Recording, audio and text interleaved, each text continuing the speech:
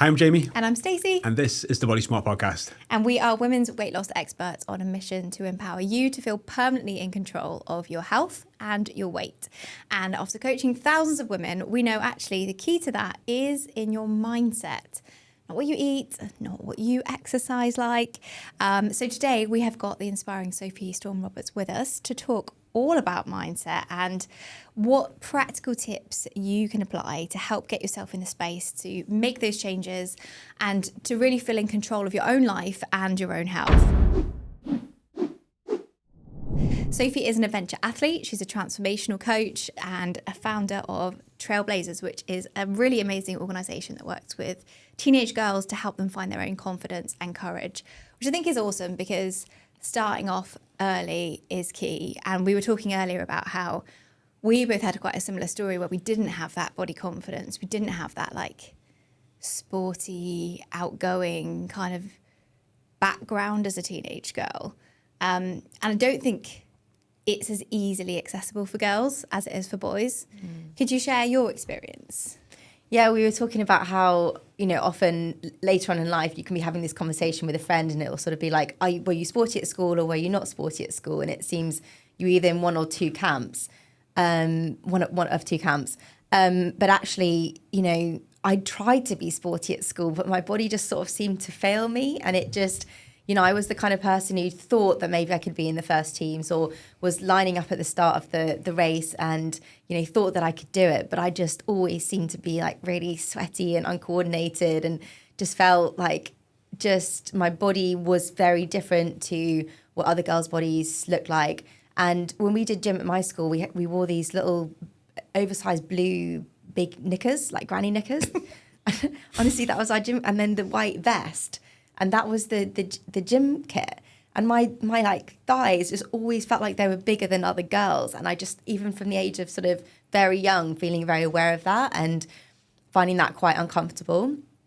And I never in a million years imagined that sport could be all of the amazing, empowering things that I do now. Like, if someone had said, hold on a sec, you could cycle, from London to Paris in 24 hours, or you could go and do an obstacle race and run through the mud and climb up things, and you could throw around tires, or you could, just go to the gym and lift weights and feel really strong, and, just so many things, or do something more mindful like yoga or Pilates or that kind of thing. So yeah, there's so many amazing ways to move our bodies, and I never knew that was out there or that was something that could be so empowering and transformational for me.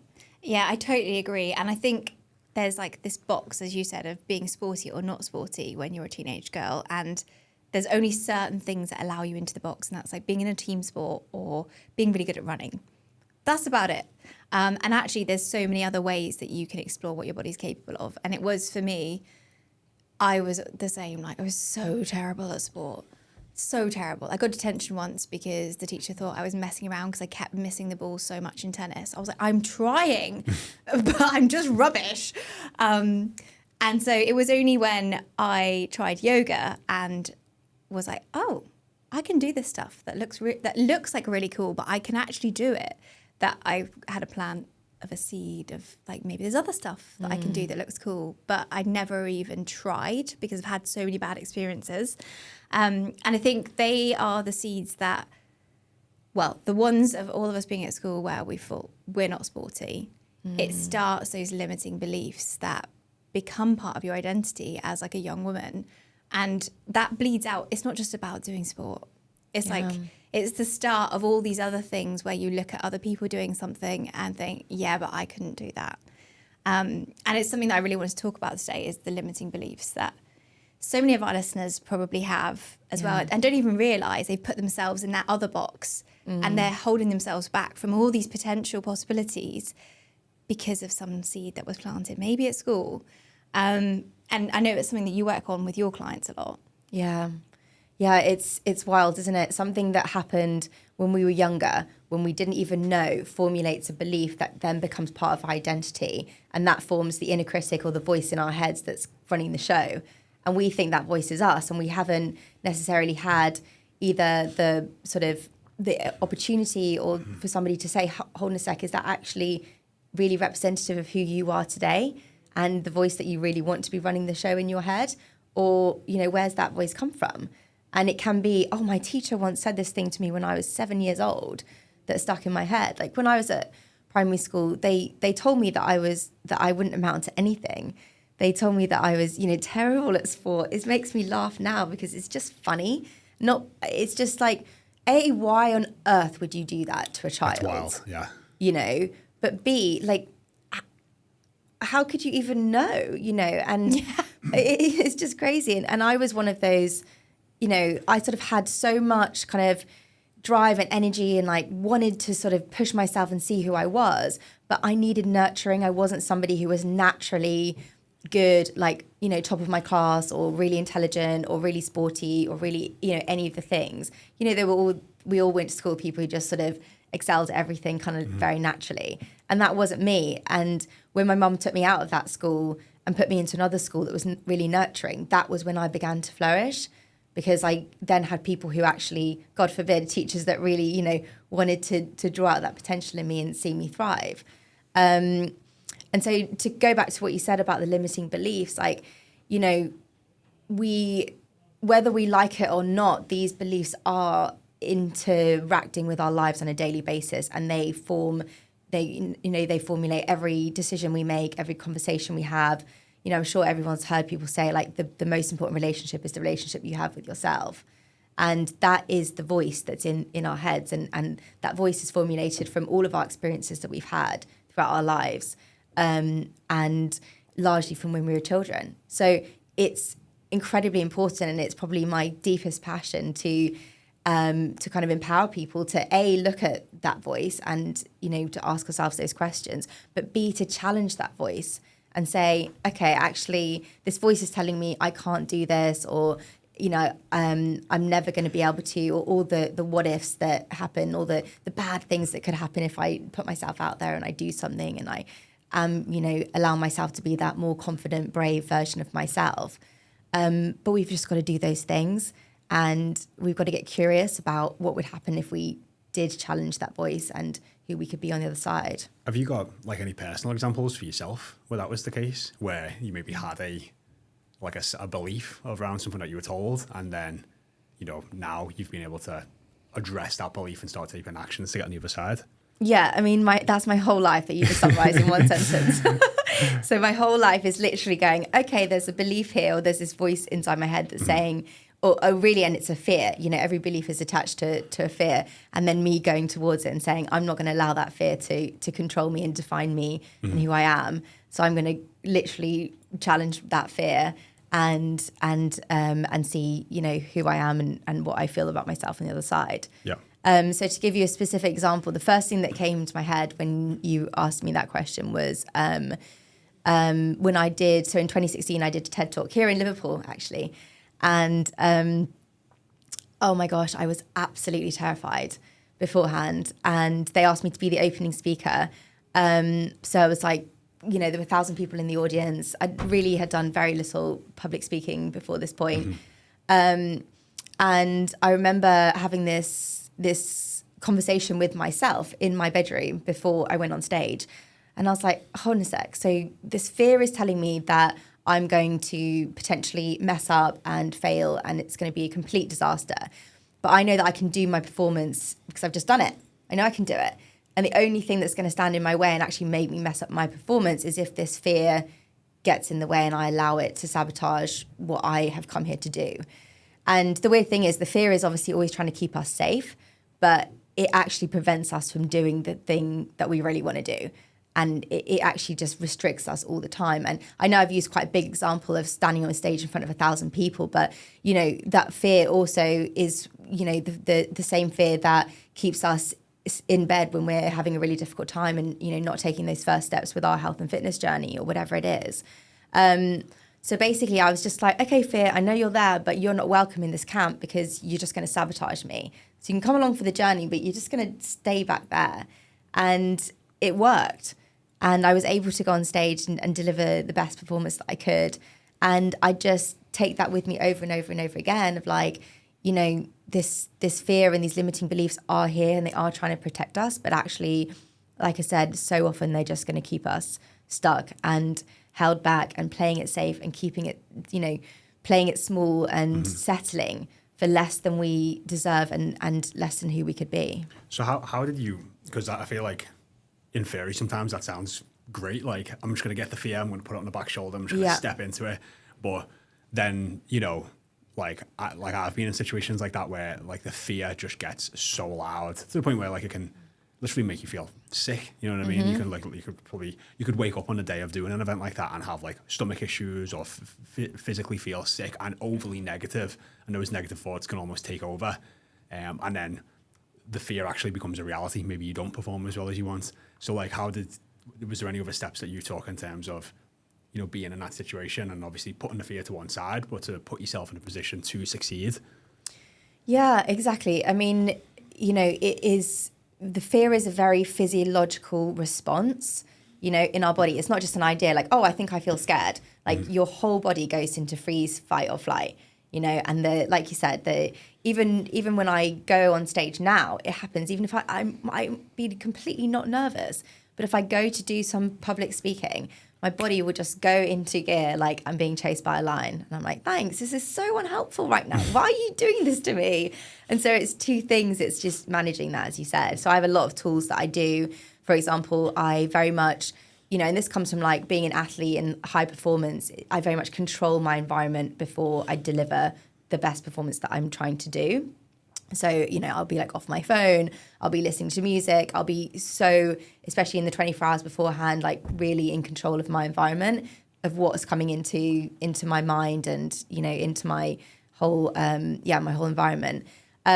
Deep breathing, visualization, all of that kind of stuff, harnessing your why. I mean, there's a reason that we say yes to do these difficult and scary things, and it's because we believe that we can, and because we want to see, can I do it? And so it's those two voices, the one voice that's sort of trying to say, I wouldn't even say that in that moment my voice is saying you can't do it. It's just like, it's more like, oh, what if you mess up, and the other voice is saying, well, what if I nail it? What if I do get to do the best that I can do? And so I think the thing is that all of this is a very real human experience. And a lot of people that I coach, a lot of my clients, really struggle with kind of being decisive in ways that they make their decisions, and especially like doing things on their own. That can be a really big thing for women, of like wanting to do something, but not wanting to do it on your own, or or waiting for the validation from friends, family, partner, parents to say, yeah, I think that's a great idea, you should go and do that. And so that, I think, is like a very core example of being brave and overcoming that voice in your head that's saying, you're going to get laughed at, you're going to look really silly, you don't know what you're doing, like all of these kind of things. And what happens is that when we do the thing, so let's say, for example, it's like a really common one that I hear so much is, I really want to start yoga, I really want to go to the gym, I really want to do this, but I don't have anyone to do it with me. When you do that thing and you go once, you then get counterfactual evidence that your fear is right. And you then, set yourself up on this whole different trajectory in life. And, months or a year later, you might be able to look back and say, gosh, look at the friends that I have now. Look at the experiences that I've had. Look at how I feel about myself. Look at what I've learned. Look at the world that I'm now living in. And the thoughts that I have and the way that I live, that's so different. And you can pin it all back to that one time when you decided to go and do that one thing that your fear was telling you not to do. Mm-hmm. Yeah, that's it really is. I think there's a really great saying, which is like, confidence isn't built from like shouting affirmations in the mirror. It's from building a stack of undeniable evidence that says you are who you say you are. And it's so true, isn't it? You can have all of this anxiety around all these different parts, but often just like taking the steps, stepping into the fear, and then just continually doing it is ultimately what really does change your beliefs. Yeah.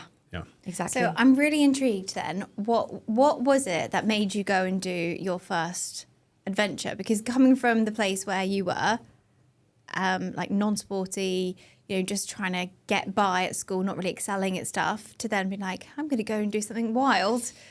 What happened? Yeah, great question. Let's go back a bit. Let's wind the clock back. So I think there was always this belief inside me that I could do something extraordinary. And I think that I felt limited by the environments in which I was in, i.e. the education and also my body. And when I was younger, I used to read like a lot of books, you know, about heroic tales and feats of people just doing extraordinary things. And it always inspired me. And often they were ordinary people that had a big dream or a desire, and they went for it. And they kind of, you know, did something that no one else had done. And it just sort of stuck with me. It really inspired me. And I always thought, I wonder if I could do something like that. And so I think in my mind, there was always this idea that actually doing a big physical adventure challenge is a really amazing route to, you know, to really grabbing your life with both hands and doing something that is very different and to really find out who you are. And I came to that on my journey when I graduated from university. I came to London. I got my first graduate job. I was doing business development for an East London startup. And, you know, as kind of all recent graduates probably feel like you're kind of galvanized and like ready for your life and to grab it with both hands. And then the reality is it's sort of a lot, you know, it's not what you maybe thought it was going to be. And it was just like, oh, just take this job and tick over. And it might not be that fulfilling, but, you know, that's okay. Just go to the pub like everyone else does and drown your sorrows and, you know, just enjoy your life kind of thing. So I was like, okay, interesting. I'll play by these rules. I'll do this, you know, what the society is telling me I should do. And I'll tick all the boxes that society is telling me to do. But I'm curious to see what I can do on the other side. And if I take my life into my own hands, you know, in a different way and go and explore who I am. And that's what led me to my first challenge. I thought, this is great. I'll challenge myself. And my first challenge was an adventure race in the jungle of Borneo. And I signed up to this race. I was really unfit. I bought a bike. I started commuting across London. I started doing like British military fitness boot camps in London's parts, like before and after work. You know, rain, snow, hail, mud, didn't care. Was just like, I'm doing this thing. And then 6 months later, I went off to Borneo with 40 people that I'd never met. And we did this week-long adventure race in the jungle. And we finished culminating with climbing Mount Kinabalu.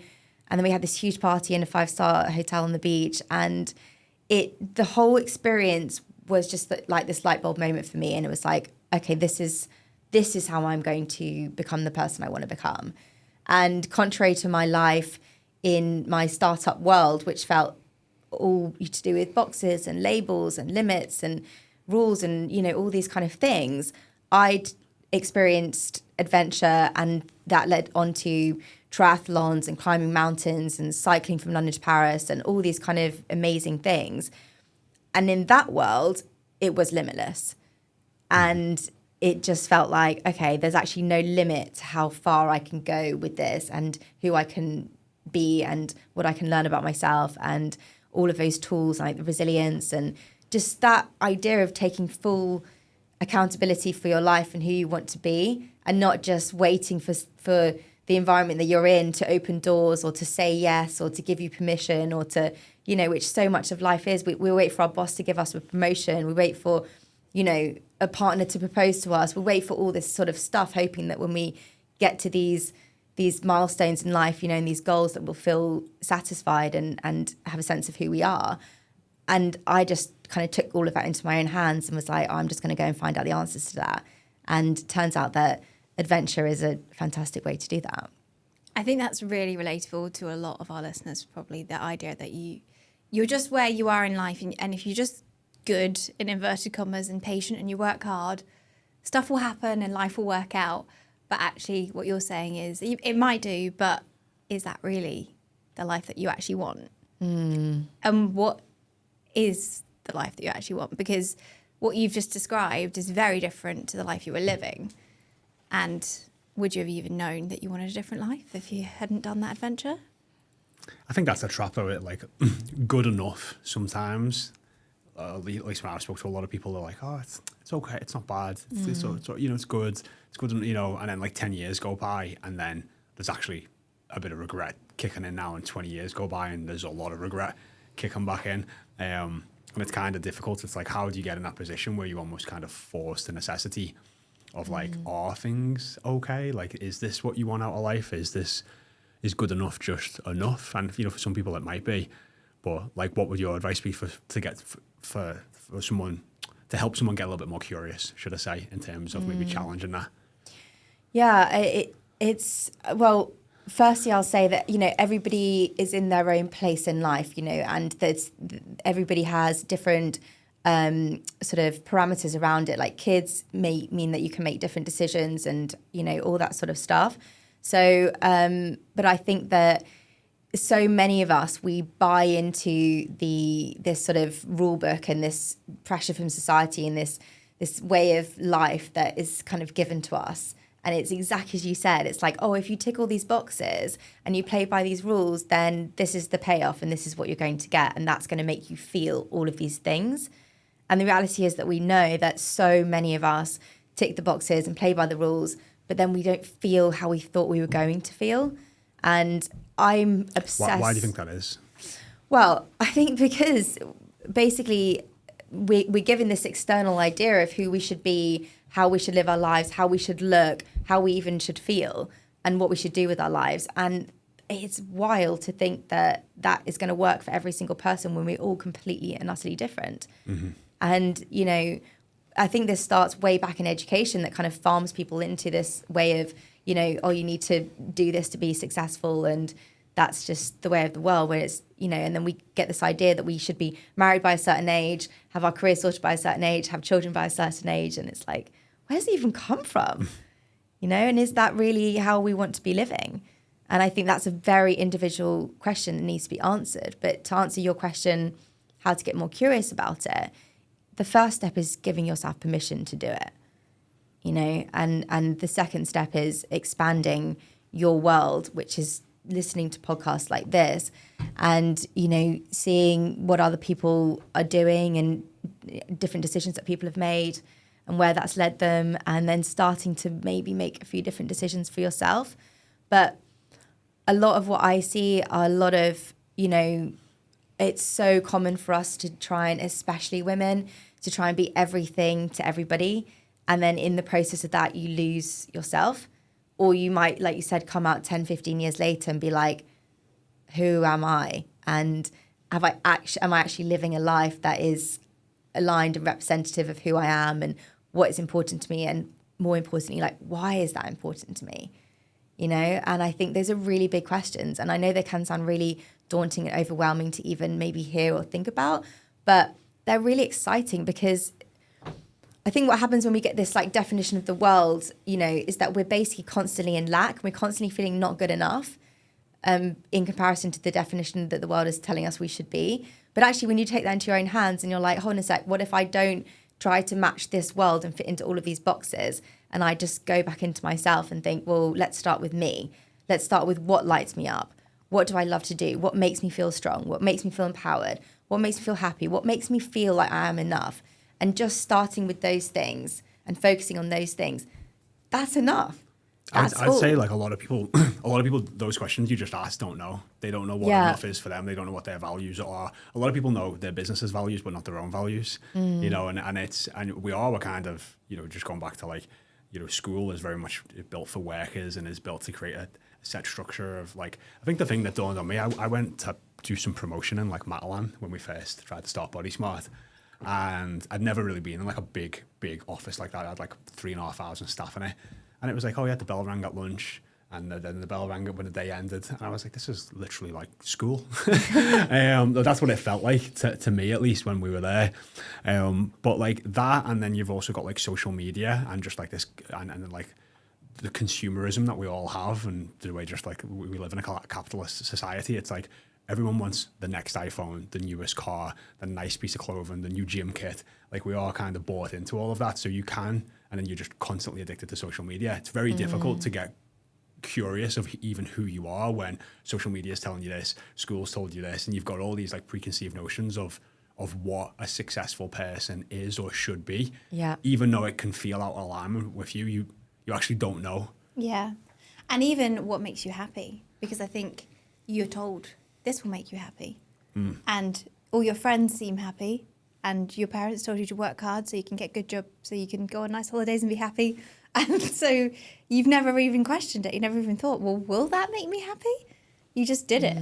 And I think that's a lot of the struggle that people have with making a change, is they don't even know where to aim for in change. They know that they don't want to do what they're doing right now forever, but what the alternative is very grey and vague. So how can someone kind of get more clarity on what will actually make them happy? If you didn't know, I am a weight loss coach, but I've also lost over 50 pounds myself, so I do know how hard this journey can be. Jaymie and I built the Body Smart method to cut through all the BS out there and bring together the latest weight loss science to fast track your weight loss.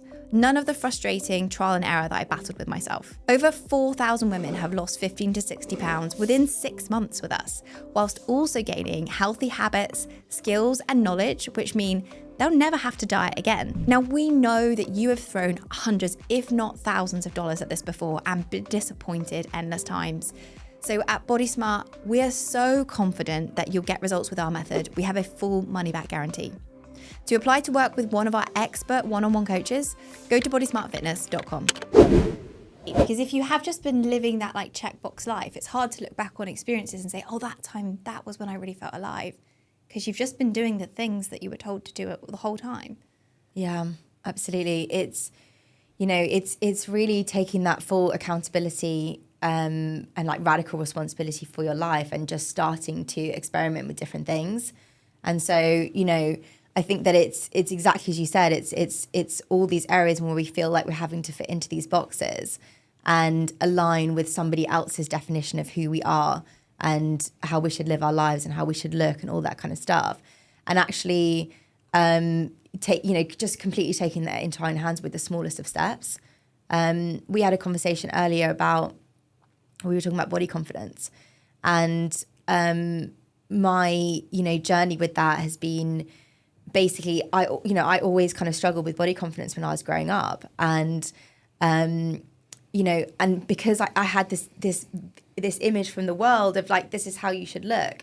And when I was younger, there wasn't even any social media, so there was literally just media and women in magazines and on TV and stuff like that. And then what I thought in my own head. And it was such a light bulb moment for me when I did my first challenge and I put my body to the test. And with the combination of my body and mind, I was able to do things that I never in a million years imagined I'd be able to do. And I just remember thinking like, okay, well, for my whole life, I've kind of tried to look a certain way and just not really been able to figure out how to do it. But now my body can do these extraordinary things, and it changed my whole mindset to being like, well, look at what my body can do and how that makes me feel. And that's more important. And how that makes me feel is me bringing that control back into myself. It's me looking for that intrinsic, internal motivation and validation rather than external. And I think that is the trick, is like looking at where we are, extrinsically kind of like looking for that validation from the world versus like actually being able to bring that internally and doing it for the reasons that are really important to us, or doing it for your own validation, or like, just your own sense of self-worth rather than needing that source of validation from external sources. Yeah, and that kind of ties into what you were saying about like the 3 pillars of finding that drive of your why and your priorities. And even that can feel really overwhelming to explore. So often when we first speak to clients and they've got a goal, we'll say, well, like, why do you want to get healthier? Why do you want to lose weight? Why do you want to get stronger? And it might be that they've got like one good-ish reason, like maybe the doctor's told them, oh, it will improve your risk of heart disease or whatever, like quite an important reason. But that actually on its own isn't your real why. And it takes quite a lot of digging to be like, yeah, but why would it matter if I had heart disease? Yeah. What would happen to the people I love if I have heart disease? What would happen to me if I have a heart attack?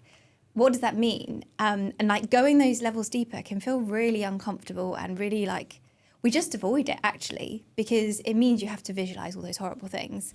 And so coming back to that idea of like fear keeps you from acting, it's kind of not helpful in that situation, because the fear of even thinking about what might happen keeps you in a bad place. So have you got any tips for somebody to go into those layers and to look at like, what do I actually want and why? Yeah. Yeah, it's so interesting that you say that because, you know, we're afraid of going deep, as you say, and really, you know, thinking about our own mortality and the risks around that. But actually, by not thinking about it and not looking at it is the biggest risk of all. It's like that quote on Instagram that's like, you know, you think that taking a risk is, oh gosh, I'm just like, it's gone out of my head. It's like burying your head in the sand, isn't it? Yeah. Like that's what a lot of people do. It's like, oh, I kind of know this isn't good for me, but if I just bury my head in the sand and just ignore it, then it's like the problem isn't there, but it is. And it's probably getting worse. Yeah, and that's like anything you don't deal with now will resurface in the future, and it often costs you more time, money, effort, energy, everything, and that is so true. You know what I mean? So it's like burying your head in the sand like does have a cost. Yeah. And you've just got to be so aware of that. Yeah, and the thing is that we, you know, like you said, like a lot of us think, okay, I want to lose weight. We're coming, like January is the big time for that. Obviously, you want to get healthy, but it's like, well, why is that important to you? Because otherwise, we're just going to sign up for a program, and then we're going to go all guns blazing with it, and then we're going to fall off the wagon, and we're going to feel even worse. It's just going to give more ammunition to the inner critic of like, you can never stick to something. You know, you always say you're going to do it, but you can't follow through. All of that kind of stuff. But I really believe that, like, it's so dangerous. Those kind of thoughts and that cycle that so many of us find ourselves in, and it's really not a personal thing. It's not that you're lazy or that you can't follow through or you can't stick to anything.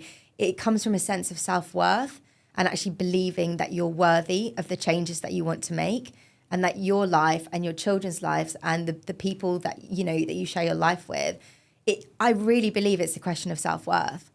And so I think that that's where this mindset stuff comes into play so powerfully, because what's standing in the way of us having a deeper sense of self-worth. And by self-worth, we're talking confidence, you know, knowing who you are, like just basically being confident in who you are and believing in yourself and believing that you're worthy of X, Y, Z, whatever it is, looking great, feeling great, you know, having a healthy life, having wonderful relationships in your life. All of this stuff is just so powerful, and it basically we just need to do the thing, do the difficult and scary thing that voice in our head is telling us we can't do, and just get, as you said, that evidence that we can do it. And it just starts with the smallest of steps. It just starts with that smallest, tiniest of actions, and just keep showing up for yourself. Just imperfect, daily, consistent action to better yourself. So it sounds like if somebody's thinking, yeah, I am just cruising along, I'm kind of settling in life, I'm all right, but this isn't what I thought life was going to be like. They maybe need to just peek under the covers a little bit, see like what is there out there that I'm ignoring or avoiding, or that scares me a bit, that I've intentionally been shying away from, and that might be a good place to start. Exactly. I'm going to pick on Saya. There's a paradox called about this, exactly what we're talking about. It's so I don't know how Saya's going to find that. This is the impossible task I'm going to give him, but it's... He's like, Sai, read my brain. What? You think you know? The beta region paradox. See? The beta. You put it on the screen. Telepathic. Yeah. There you go. We're in sync, mate. It's amazing. But it's very much about this, about just that, you know, the relationships that's like, it's okay, but it's bad. Yeah. It's what have we got? The region beta paradox explains that we often endure things that are not so bad, but this stops us from flourishing in truly good situations. The paradox is that when situations are sort of bad, we'd actually be better off if they were worse. That has just messed my brain up trying to comprehend what that even means. Oh, because then if it was actually worse, then we'd do something. Yeah. So like that's... So we'd be better off if it was really shit, because it would force us to change. Yeah, Yeah. Like, and we see that, don't we? Like when we have clients come up, sometimes they're at rock bottom, and that the necessity's there to change, versus when it's like, it's not bad. You haven't really got that like necessity. It's almost like making it worse on purpose kind of forces the action. That's exactly why, you know, for someone to say, oh, I want to do this to, you know, lower my risk of heart disease, it's not really motivating, because that's not something that's impacting you. Whereas if you've gone to the doctor and they're like, you're going to die in a year from heart disease, that's their rock bottom, right? That's then motivating for change. But the idea of like, oh, I might get it, I might not, you know, you've got to find something within you that really, really, really kind of like pulls on you. Rock bottom is a very powerful place to be. It's a very, It's horrible. Yeah. It's horrendous when you're there, but it is incredibly fertile. It is, yeah, because it forces change because necessity is high. Yeah. It's, I keep bringing this book up on the podcast, which is High Performance Habits by Brendan Burchard, and he talks about it because like that's sometimes how we struggle with our goals is where do we get this necessity from? Obviously, rock bottom, horrible place to be, but great for necessity and driving, you know, action forward.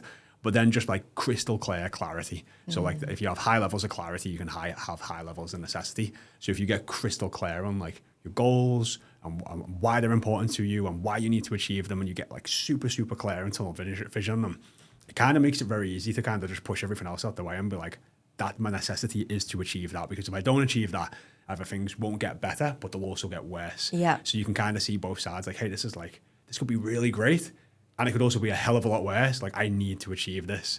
So like clarity, and that takes time. You know, you've got to actually book space out in your calendar and be like, hey, I'm going to spend, you know, an hour every day, you know, for the next week or two to find out like what my values are, what I'm clear, like get clarity on my goals and start taking steps towards it. Exactly. I mean, that's the work that I do with all my clients. You know, it's that mindset stuff, and it's journaling. It's really just having the space to go deeper and figure out these answers to these questions. I feel like this is just the way my mind works since I was literally like thinking. Full stop, you know, when I was a child, it was just like, this is so interesting. Why was I put on this planet? Who am I? What is this about? And that's really stuck in my mind, that paradox, because that's exactly it. So, you know, a lot of us, when we're in that sort of like, you know, phase of it's not too bad and it could be better, what's going to actually motivate you to see how it could be better is, in my opinion, a question of self-worth. Do I really believe that I deserve more? That I can have a life that fulfills me more, lights me up, or a body that does more, or, you know, that makes me feel this way? Like it's really comes back to that, like what our beliefs are, you know, and we talked about those limiting beliefs, and that can be something that, you know, maybe the environment that we brought up in, or education, or just so many things that happened to us when we were younger made us feel like we can't necessarily ask for more or become more or desire more. So we limit ourselves because it's so much safer to stay in this zone where it's like it's just okay and we're plodding along. But that's not kind of what human beings want. You know, we thrive off certain like uncertainty, and we need challenge, and we need these things to kind of like to really get our teeth stuck into. And I just think that is where, like, we had this conversation just before we came on where I said about, you know, for me in life, like we often work for all of so many things and like traditional accolades of success, you know, money, job titles, career, house, like all these like material possessions and stuff like that. But all of those can be won or lost. And when we die, we're not taking any of those with us. But who we are when we show up in moments of adversity, you know, when we get that phone call that we didn't want to ever get, or, you know, how we decide to, like, our values, how we live by our values, like how, you know, we interact with people, like all of those kind of things, and show up for ourselves and our family and our loved ones on a daily basis, like that becomes part of who we are, and we'll never be able to kind of lose that. So I'm really passionate about, you know, how can, like, when we face adversity, we become, you know, we build this part of ourselves that no one will ever be able to take away from us. And I think that is a really interesting question to ask. Like, you know, what are the things that you're working for in life that no one will ever be able to take away from you? And that you truly want to work for. Yeah, I think that's a good question to ask. So if somebody's listening thinking, I'm probably in that paradox state, a couple of journal questions maybe that you would suggest? Yeah. What are they? Well, the very first thing is values, you know, because then when you get your values, and it kind of becomes this sort of this North Star code for you in life, and then that can become how you're, you know, you benchmark every decision that you make, you know, relationships, money decisions, career decisions, all of this kind of stuff. Do they fit within these values? So 3 of mine, for example, are growth, courage, and compassion. and everything that I do needs to fit into those three things. So yeah, I would say like values is a really, really important one. You could literally just Google like, 50 top values in life and just get your brain going with that. And then it's really, gosh, you've kind of like put me on the spot. I'm trying to suddenly to think about journal questions. Maybe I could share a few and we could put them in the show notes. Yeah. I could definitely put some together. Yeah. You've used the word like worthiness a lot, throughout this, and self-worth. And probably from someone who didn't have a lot of self-worth, and speaking to a lot of our clients who struggle with self-worth, and we see them self-sabotage because of their lack of self-worth. How do you see people get into that place? Because you're saying, oh, well, you deserve a better life, or you deserve to be more fulfilled, or you deserve more of this out of life. But, a lot of other women that I've worked with have got like 2 kids, busy life, a lot of responsibilities, a lot of boxes that they have to check every single day. Where does their worthiness come into this when they've got everyone else to be looking after, and they also don't feel maybe worthy themselves as well? Yeah. I mean, that's why I said, about how everyone's personal circumstances need to be taken into consideration. And it's a very deeply personal decision when you decide to make a change in your life. But there's, it's really about kind of just starting to take those really small steps and starting to take control of one area of your life and not do everything at the same time. So, for example, I personally think that like health and fitness is the bedrock of everything, and I had this conversation with my mum recently, actually, and I said to her, I think that 70% of the kind of decisions that I make on a daily basis are health and fitness related, everything to do with like sleep and water, hydration, and am I exercising that day, and what food am I eating? Like, it just filters in the back of my mind on a daily basis. And she was like, wow, I feel like it's probably like less than 10% for me. And it was so interesting just having that, complete contrast. And I think that, there is nothing, especially as women, that makes us feel as empowered and fired up and badass and like, I've got this, as just taking control in the smallest of ways of your health and fitness, and just, carving out that time for you to go and exercise, and feel strong and sweat it out. One of my favorite quotes is like, motion is lotion. And I always think that like, if I'm upset about something or something's happened, when I go and exercise, it just moves that emotion out of my body. You just feel better. You feel so much better as a result of that. So exercising is one of the best things that we can do for our physical and mental well-being, hands down. Yeah, I agree. It is. I think a lot of people's problems could be sorted by a pretty intense workout. And I know that seems like overly simplistic, and the problems are still there. They just don't feel as intense. No way. You just feel like you've got this. Yeah. You feel empowered. It's like you have, like, basically, imagine there's us here, and then these are the things that are happening to us in life, and they push us one way or another, and like, let's say something happens and it just makes you feel really down, and it makes you feel rubbish about yourself, it makes you feel rubbish about life, and you just feel so, overloaded and overwhelmed with everything. When you say, I'm going to go and exercise, and I'm going to, push myself, and I'm going to remind myself how strong and capable physically and mentally and emotionally I am, you then bring yourself back into the middle. And that's what resilience is. Resilience is being able to maintain the status quo, with the curveballs that are constantly pushing us either way in life. And actually being able to be someone that is, resilience and confidence and courage. It doesn't mean that you don't get knocked down. For me, it's the opposite. It's like, I get knocked down, but I've got the tools to be able to get myself back up and keep moving forward in a way that I want to. Mm-hmm. And I know that obviously we're here to, talk about fitness, and we're all really passionate about it. And like I said, I did not come from a fitness background at all. I fell into it. But once I started to build, that first time when I started to go to these British military fitness boot camps in London's parks, every single time I went, I was able to dig deeper and dig deeper and dig deeper.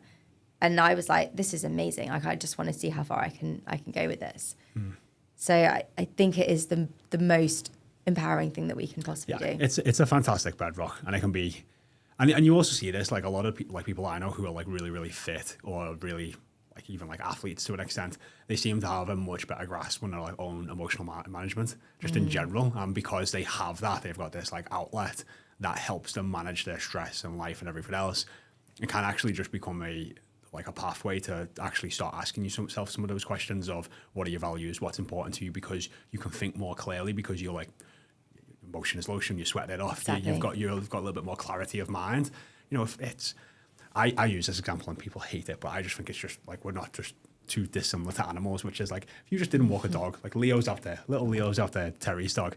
If you didn't walk Leo for a week, you just left him in that room, you done like 500 steps a day, you fed him a load of crap food, like he'd probably be barky and angry and upset and emotional as just a dog. And like, that's what people do to themselves all the frigging time. And they wonder why they're just so crazy in their own mind sometimes, just really struggling to get clarity of mind. It's like, you need to move, you need to exercise, you need to eat well, and that can give you clarity of mind, which can allow you to unlock so many of those other steps of like, what do I actually want? What's important to me? What are my values? And like I said, really be that bedrock and foundation of the next steps.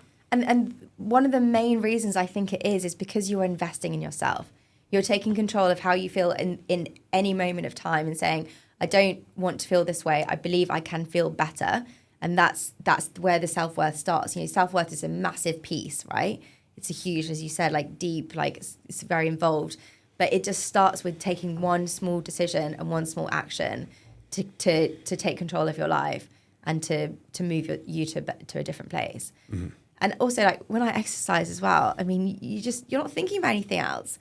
So you're giving your mind a break. Mm-hmm. And that's why we come out the other side with the clarity. Not only have we actually just moved the emotion around our bodies, we've done something, you know, there's just so much science behind it. But also I think that, you know, we really get that clarity because we've given our minds a break from living with the inner critic. Yeah. I also want to tap into what you just said there about like you're doing something about your situation to feel better. And I think that is a big part of the power of it.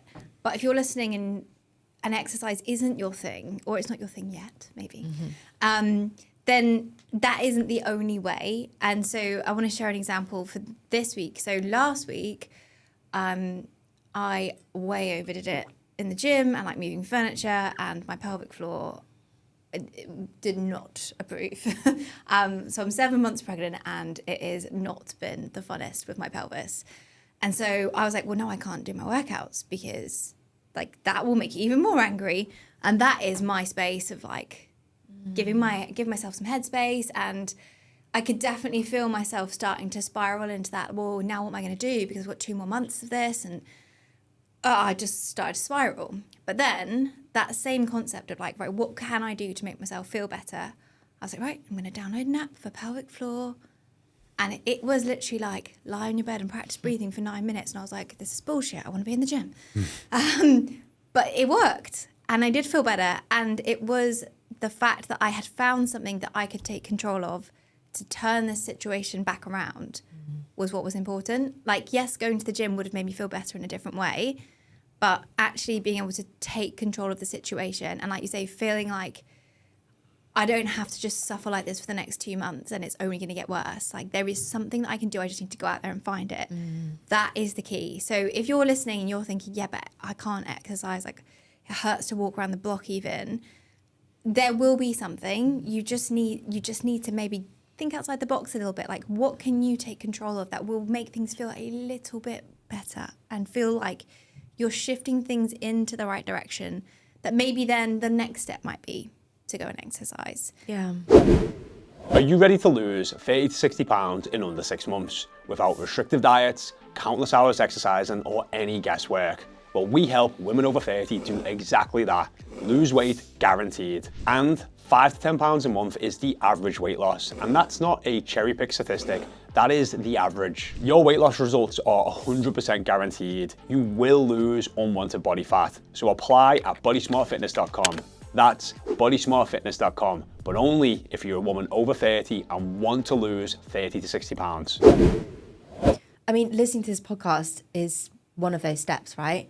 You know, bettering yourself in some way expanding your mind, expanding your health, your fitness, all of that stuff is just so important. And I think the example you raise is so powerful, because it's like all of us are completely different and there is no one size fits all, and we all have to, be very aware. And that's why compassion is one of my core values, because I want to be, I can be quite hard on myself as well and have high standards and expectations, but I also want to be very compassionate. And just I all the time I just say to myself, you can only do, the best that you can do is the best that you can do.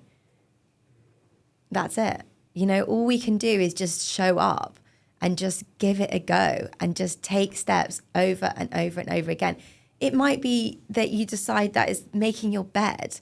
It might be getting out of bed.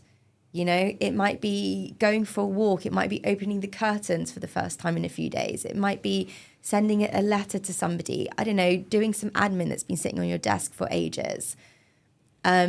Signing up to something, cancelling your gym membership and doing something different. Whatever it is, it's just taking control in these small, big ways that really, really amount to things. And I know your mantra is on your water bottles, 1% better. And it's that, I'm the biggest believer and the biggest champion of people being courageous in life and making those big, bold, audacious moves. And I do think there's a lot of power in them. And I've made them a lot throughout my life. But it's the everyday stuff. It's the 1%, just the one little things that we can do every single day. And when I find myself at a place of like, just feeling confused or lost, or like at my version of rock bottom, or, I just say to myself, like, take action, take action, take action. It's literally all that we can do. Actually, when we talked about rock bottom earlier, you were like, yeah, rock bottom is rubbish. So what your experience of rock bottom, what was that like? And what changes did it ignite for you? Because it is often a big shift in someone's life, one way or the other. You asked me whether there was a time in my life when I really had struggled, either like put on a lot of weight or lost a lot of weight. And I went through a breakup about 10 years ago.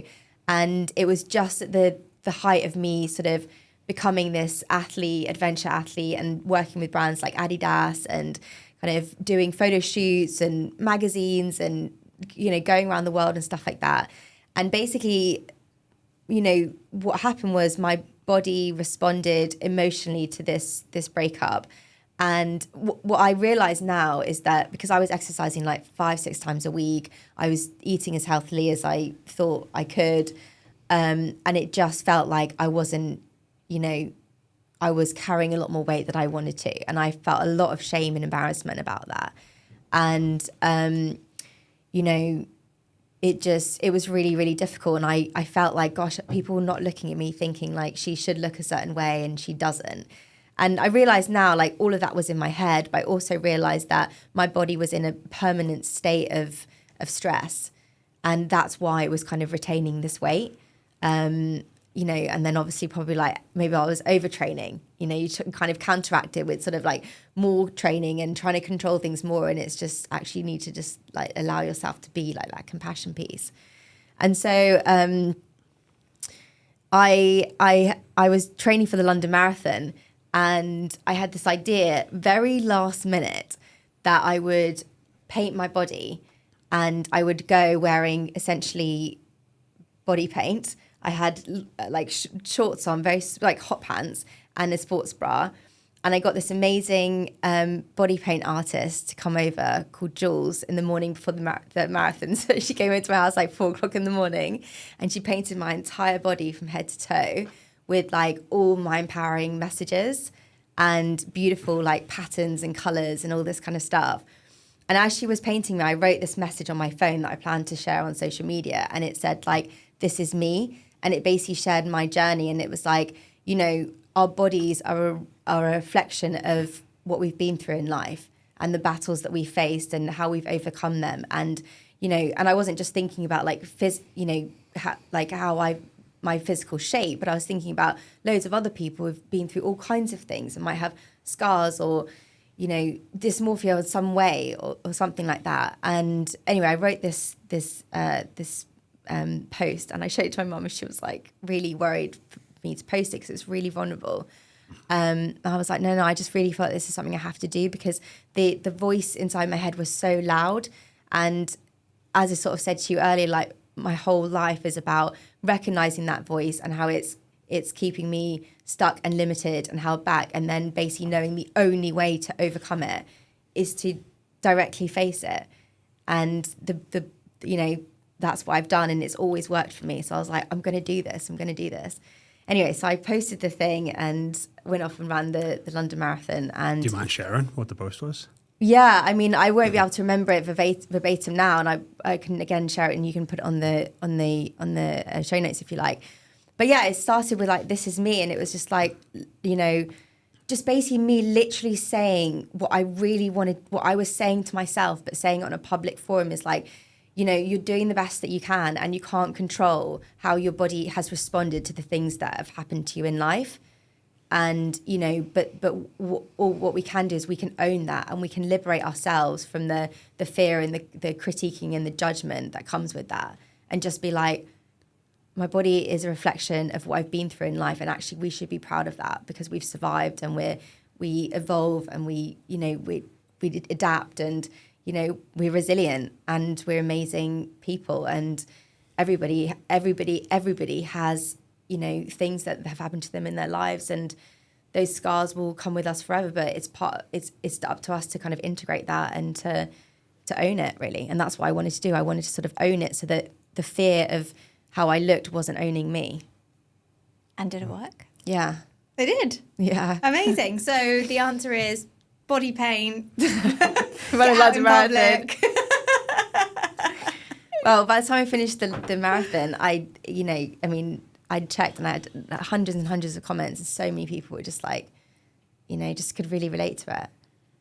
And that was the part that made it work for me, because I didn't feel alone anymore. Yeah, and it's amazing how often we think we must be the only ones struggling with these struggles and these thoughts. But I would say, having worked with so many women, we all have the same ones. And we all beat ourselves up for being so weak or so pathetic or like all these things. But everybody feels the same. It's very rare to find somebody. If they don't feel like it now, fine, but they have felt it at some point. So yeah, I think that's a really good point that you raise. Women are not weak or pathetic. Women are incredibly strong, and it's the world that is, try to tell us that we're not. And that is my mission, is to get us back to, when I say like, that self-worth piece, like when you were a baby and you were born, you didn't have any of these, not you, but like none of us had any of these beliefs, right? We didn't think that we were weak or pathetic. We didn't have all these fears. So they've been conditioned into us. And I really think that life is literally about getting us back to, well, who were we actually put on this planet to be? And there's not like big grand purpose, but actually, how do we want to feel about ourselves? How do we want to conduct ourselves? That real true essence of every single one of us, that all of us have, that is so powerful and so beautiful and so kind and so talented and so gifted and all these amazing things, but that is just crushed underneath the weight of the world telling us that we're not those things.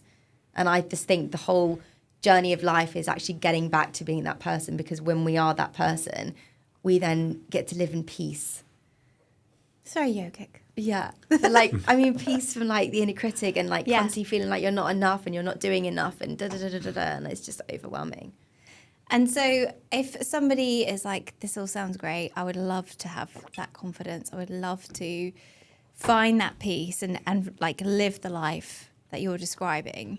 Have you got some kind of mantras or practices that you get clients to work on, or that you'd recommend someone could start? Yeah, absolutely. Two things. One, get a piece of paper and write down, what is this voice in your head? What is this voice saying? Where do you think that came from? And is that really you?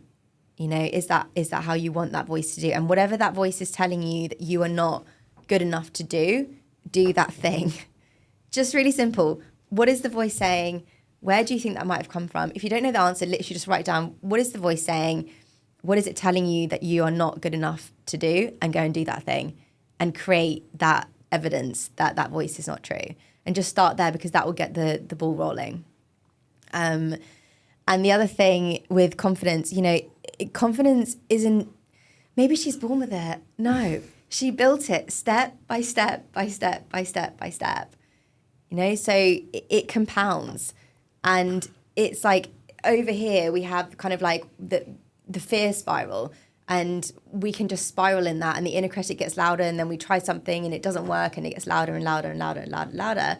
You need to get some evidence to be in this spiral over here, which is like the positivity spiral, the courage spiral. And so to actually kind of go over here full time, you just need to start to get a little bit of evidence. So you just need to start doing things. Like I said, that one thing that your fear is telling you not to do. Just start with one thing. Start with the first step. Start with one step. Don't think about, big, audacious, massive goals for now. Just start with the one step. What is in your control? What can you do?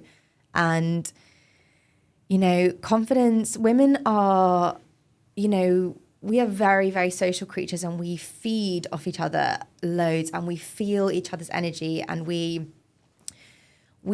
have a responsibility to empower and liberate other women as well. And, so something that I coach a lot of my clients on, we have this confidence challenge that we do. And I will say to them, I want you to give and receive compliments very intentionally. So when you see another woman, I want you to give her compliments on things that you feel that she's taken a lot of care over, or that even if you know that person, that as something that's important to her, that she's kind of put, care and attention. Notice the smaller things. And when you receive compliments, we can be so bad at brushing them away. This old thing, oh, I picked this up from, I got this from a charity shop. Oh, it's on sale here. Just say thank you and smile. And it's such a small thing, but it is so powerful. And when whoever's listening to this, try it. When you do it yourself, you'll be like, wow, that felt really confident. That is a high value woman who knows her worth and is like able to just receive a compliment without devaluing it. And then you'll see what will happen is that the person who said that to you will look at you and say, oh, that's interesting that she just was able to just accept a compliment without kind of making it something, that like devaluing it in some way. And she'll start to do that too. And that's how we start to change, so that's how we start to build this confidence and just compounding it over time. I have tried that experiment before. It feels so awkward. Does it? It feels so weird. Yeah. Yeah. Like not saying, oh yeah, I got it off Vinted. Yeah, it's a bit bobbly at the bottom. It's so ingrained. I don't know if it's a British thing to be like very self-deprecating and you don't want to show off, and you don't want to like you want to be humble. I find it so awkward and so difficult. You got to keep going.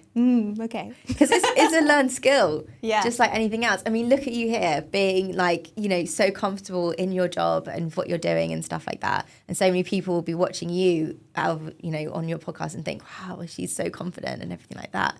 But it's a skill that you've learned and you've become really confident. You've become really comfortable in this scenario. So yeah, you got to keep going. Okay, I will. It's a learned skill, and so often it comes back to the way we were raised and stuff like that as well. So yeah. And so one of the projects that you work on is with teenage girls. Is that the kind of little exercises you would get them to work on as well? Because I do think starting early is key with this stuff.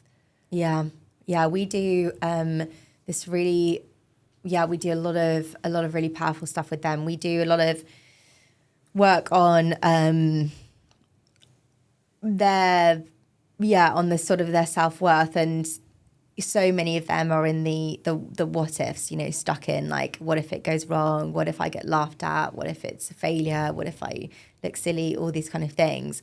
And I just think at a really basic level, that is so restrictive, and that can just keep us so, stuck, and then we never ever shoot for anything beyond that. So what I do with them is, I'll get them to sort of come up with their biggest, their dream or their aspiration. I mean, they're 14, so it's just so special to give them the space and time and opportunity to actually even think about that, because for so many of the girls I work with, they're like invisible. So they're sort of, they are not, behaving badly or getting into trouble or failing in their exams or anything like that. They just try to be invisible in life so that they just they can limit the amount of like attention and therefore criticism and judgment that they get from external places. And when I bring them into the workshops and just kind of create a really safe space for them to actually, for the first time, like really explore who they are without all the noise from the outside world. And so we flip it on its head. And when I think it's really just noticing as well, like, words are so powerful and they have a real potent energy. And if, again, like using your dog example, if you also put that dog in the room and you literally like shouted at that dog all day long and told it was stupid and would never amount to anything and da-da-da-da-da, like, the dog would just be so sad. Yeah. So sad. Mm-hmm. And that's exactly what's happening with us. So when I do this exercise with the girls and we read out, they write their dream, then they read out all of the things, the reasons it will fail, basically. And then we're like, well, how do you feel? And everyone feels so down. Everyone feels so heavy and depressed and like, oh God, it's just awful. And then I'm like, okay, we'll take that feeling and notice that is 90% of what's going on in your brain, daily. Apparently we have 90,000 thoughts a day and up to 70,000 of them can be the negative with the inner critic running the show. And then we do the imagine ifs on the other side. And so then I'm like, right, just let yourself dream for a minute, dream big, write down all of the things that could possibly happen on this side.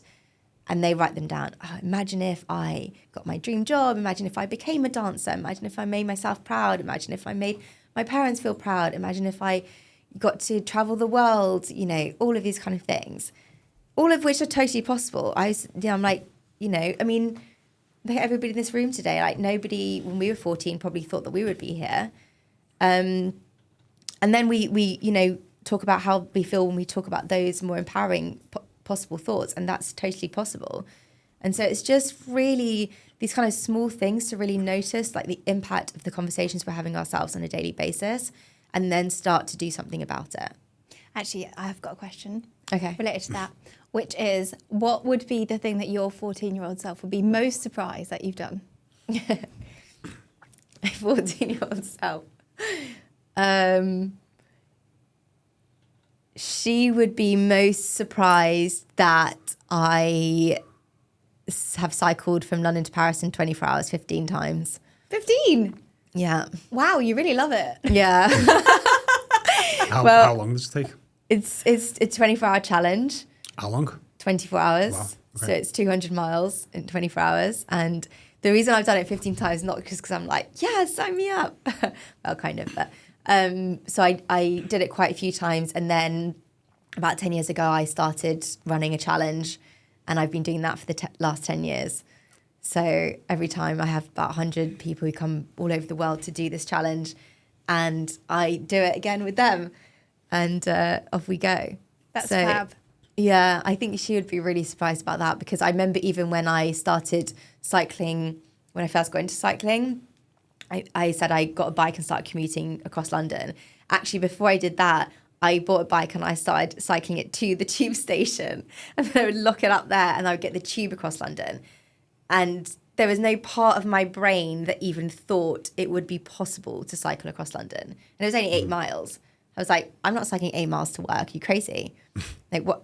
I can't do that. Why? I wouldn't do, like, who does that? And, this was only a few years before I then cycled from London to Paris in 24 hours. So it's, it's the tiniest steps. And the reason I then did start cycling across London was because one day there was a tube strike. And I was like, well, I've got my bike, so I'll just give it a go. And, then turns out you can do it. I love that. Like, life puts you in a situation that you have to get out your comfort zone. Yeah. Nice. Yeah. So we've talked a lot about getting out of your comfort zone, looking at the things that scare you, and, being courageous to try those things. I know you've got a lot of projects going on at the moment with exploring those concepts. Do you want to share some of the things you're working on, so if anyone wants to go and find out more, where they can find you? Yeah, for sure. I'd love that. So you can find me on Challenge Sophie. That's all my social media and my website. And I am doing coaching at the moment. I'm doing one-to-one coaching, and also I'm launching the next round of my Breakaway Mastermind in January, which is going to be a 3-month group coaching program. It's so much fun. We do a lot of really, really cool stuff in that. So yeah, that's really exciting.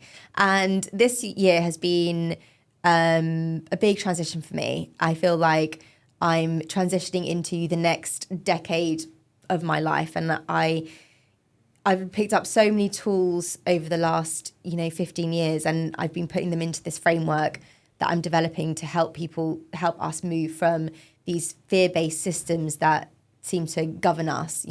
We talked about education, we talked about social media, and then they have a lot to answer for in creating the inner critic that runs the show for most of us. And I find it just so upsetting because, hiding behind that inner critic is so much talent and so much opportunity and so much peace and kindness and beauty that needs to be shared with the world. But I do think that we need to be courageous to move, to kind of, get the inner critic to step aside and find out what the voice is on the other side of that. And that's exactly what I've been working on this last year, is this framework. So I'm super excited to bring this out into the world in 2025.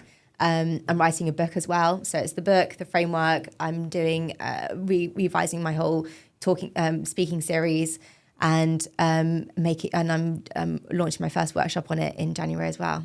Wow. So watch this space in 2025. Yeah. So we always ask our guests one question, which is one of our hashtags and mottos alongside our businesses, cut the BS. So if there was one thing that you could cut the BS with, what would it be? Do you mean something that's, kind of like a sort of myth in the industry? Or? Yeah, so like whatever's in your sort of remit of like, what do you typically see in your line of work or the people that you work with, where you're just like, this people keep bringing me this either like belief that they've got or something that's holding them back, or just a myth, something that you always typically have to debunk. Yeah, there is no right or wrong.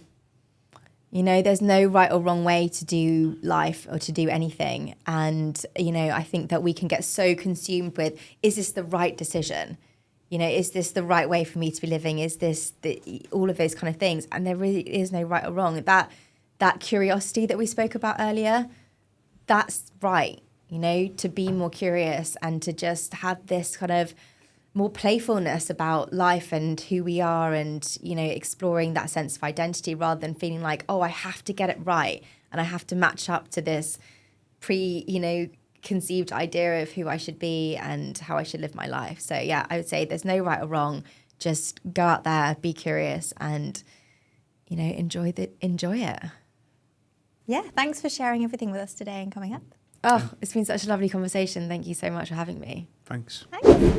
So many inspirational moments from Sophie on today's episode. And if you enjoyed that kind of mindset element of our conversation, we had another great guest back in the summer, I think it was, which was Maya Raichura. And she is really big on actually training your brain, same as we would train a muscle, and mental fitness.